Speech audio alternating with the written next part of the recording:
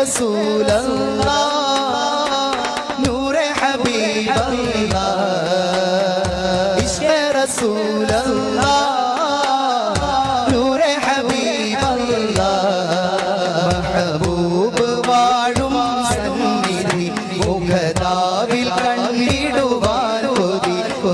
ഞാനെനിയേകാവിധി വഴിതെരിയെനിക്കിനി അതുമതേ ഇഷ്ഖ റസൂലല്ലാഹ്